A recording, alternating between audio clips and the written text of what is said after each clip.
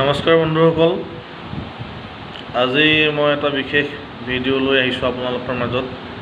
আৰু বহুতে মোক ৰিকুৱেষ্ট কৰি আছিলে যে অসম পুলিচৰ কনষ্টেবলৰ পৰীক্ষাৰ কাৰণে কি কি কিতাপ পঢ়িব লাগে, আৰু মই তেনেকৈ টাইমো পোৱা নাই।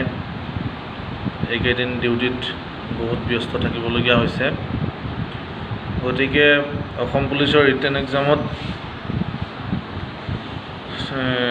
আহিবলগীয়া প্ৰশ্নসমূহৰ কাৰণে বহুত আছে কিতাপ, কিন্তু আপোনালোকে ৰিটেন এক্সাম দিয়াৰ আগত আগতীয়াকৈ ফিজিকেল ষ্টেণ্ডাৰ্ড টেষ্ট আৰু ফিজিকেল এফিচিয়েঞ্চি টেষ্টৰ ওপৰত গুৰুত্ব দিয়ক। কাৰণ এইখিনি যদি আপোনালোক ছাকচেছ নহয়, তেতিয়া ৰিটেন এক্সাম দিবৰ বাবে আপোনালোক কোৱালিফাই নহ'ব। যিমান পাৰে মাৰ্কছ উঠাবলৈ চেষ্টা কৰক। ফিজিকেল টেষ্টত ৰানিং, লং জাম্প এইখিনি আপোনালোকে এক্সিলেণ্ট মাৰিব ট্ৰাই কৰক। আৰু তাৰ উপৰিও এটা কথা মন কৰিব, আপোনালোকৰ এক্সট্ৰা যিখিনি চাৰ্টিফিকেট আছে, যেনে কম্পিউটাৰ, NCC বা স্পৰ্টছৰ, সেই চাৰ্টিফিকেটখিনি আপোনালোকে যেতিয়া ফিজিকেল টেষ্ট দিব যাব তেতিয়া তাত লৈ যাব। কাৰণ সেইখিনিৰ ওপৰত আপোনালোকৰ বহুত মাৰ্ক দিব। সেইখিনি মাৰ্ক প্লাছ হ'ব আপোনালোকৰ ফিজিকেল টেষ্টৰ লগত। আৰু মই আগৰ ভিডিঅ'টোত কৈছিলোঁৱেই, এটা পোষ্টৰ এগেইনষ্টত কেটেগৰী ৱাইজ ভাগ কৰি 5জনকৈ কেণ্ডিডেট মাতিব ৰিটেন এক্সাম দিবৰ বাবে। চ' আপোনালোকে ভালদৰে ফিজিকেল টেষ্টটো দিয়ক। আশীৰ্বাদ কৰিছোঁ, আমিও ছাকচেছ হওক আপোনালোক। এতিয়া মোৰ ব্যক্তিগত অভিজ্ঞতাৰ ফালৰ পৰা ক'বলৈ গ'লে, ৰিটেন এক্সামৰ বাবে নিৰ্দিষ্ট এনেকুৱা কোনো কিতাপ নাই যে এইখন কিতাপৰ পৰাই আপোনালোকৰ কুৱেশ্যনবোৰ আহিব। আপোনালোকে ৰিটেন এক্সামৰ কাৰণে এক্সট্ৰা কিছুমান কিতাপ কিনি তাৰ পৰা বা আজিকালি গুগলত ছাৰ্চ কৰিও তেনেকৈ কুৱেশ্যন কালেক্ট কৰিব পাৰে, বা ইউটিউবতো বহুতে ভিডিঅ' বনাই কুৱেশ্যনখিনি, মানে তেনেকুৱা ইম্পৰ্টেণ্ট কুৱেশ্যন দি। গতিকে সেই কুৱেশ্যনখিনি আপোনালোকে এক্সট্ৰাকৈ মোবাইলত ছেভ কৰি তাৰ পৰাও চাব পাৰে।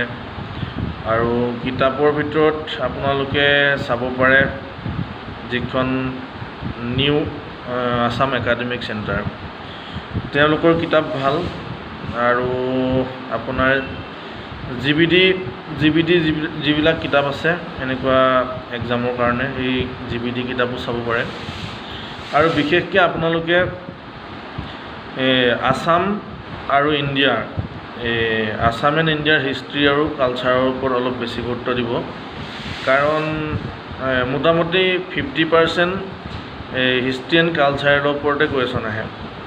আৰু তাৰ উপৰিও আপোনালোকে GK এক্সট্ৰাকৈ কিতাপ কিনি ল'ব পাৰে, বা গুগলত ছাৰ্চ কৰিব পাৰে আছাম এণ্ড ইণ্ডিয়ান GK বুলি, তাৰ পৰাও ডাউনলোড কৰি ল'ব পাৰে। গতিকে ইমান টাফ নাহে, ৰিটেন এক্সাম ইমান টাফ নাহে, কিন্তু যিমান পাৰে আপোনালোকে মাৰ্ক উঠাবলৈ যত্ন কৰক। কাৰণ যিহেতু গোটেই পোষ্টখিনি আপোনালোকৰ মেৰিটৰ ওপৰত ভিত্তি কৰিহে চিলেকশ্যন কৰা হ'ব। চ' কিছুমান কুৱেশ্যন আছে মোৰ হাতত, মোৰ অভিজ্ঞতাৰ ফালৰ পৰা। ইয়াৰ আগৰবাৰ বা মইতো 2015 চনত পাইছিলোঁ চাকৰি, আৰু তেতিয়া অহা কুৱেশ্যনবোৰ আপোনালোকক মই ৰিটেন এক্সাম হোৱাৰ আগে আগে এটা ভিডিঅ' বনাই দিম।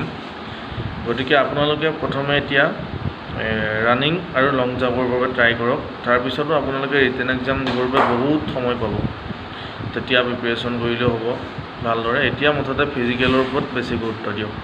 ঠিক আছে, মোৰো টাইম বহুত কম আছিলে, বহুত মানে কৰোণাৰ ডিউটিৰ কাৰণে অলপ ভিডিঅ' বনাবৰ কাৰণে প্ৰব্লেম হৈ গৈছে। চ' আজি সময় পাই মই ভিডিঅ'টো দিলোঁ আপোনালোকৰ। যদি আপোনালোকে ভিডিঅ'টো চাই ভাল পায়, তেন্তে মোৰ চেনেলটো লাইক কৰিব, কমেণ্ট কৰিব, শ্বেয়াৰ এণ্ড ছাবস্ক্ৰাইব কৰি দিব। কাৰণ যদি আপোনালোকে ভিডিঅ' একো ৰেচপণ্ডেই নিদিয়ে, তেতিয়া বনাব মন নাযায় ভিডিঅ'। ৰেচপণ্ড দিলে ভাল লাগে। আৰু এইটো নাভাবিব যে মই ইউটিউবত ভিডিঅ' দি পইচাৰ কাৰণে ভিডিঅ' দিছোঁ, সেইটো নহয়। আমি আগতে বুজি পোৱা নাছিলোঁ, ময়ো ইণ্টাৰভিউ দিওঁতে কিছুমান কথা বুজি পোৱা নাছিলোঁ।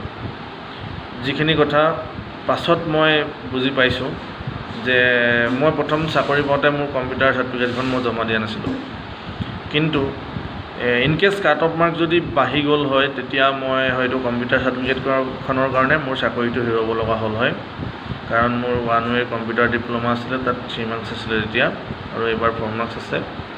চ' এইবিলাক ভুল যাতে নতুনকৈ যিসকলে পৰীক্ষা দিবৰ কাৰণে ট্ৰাই কৰি আছে তেওঁলোকৰ এইবিলাক ভুল নহয়, সৰু কিছুমান কথাৰ কাৰণে চাকৰিটো হেৰুৱাব নালাগে। চ' তেনেকুৱা কথা কিছুমান ভাবিহে আৰু মোৰ কিছুমান ভাইটিৰ ৰিকুৱেষ্টতহে মই ভিডিঅ'খিনি বনাইছোঁ। চ' আপোনালোকে মোৰ ভিডিঅ'খিনি চাব যিসকলে অসম পুলিচৰ পৰীক্ষা দিম বুলি ভাবিছে। ঠিক আছে, থেংক ইউ।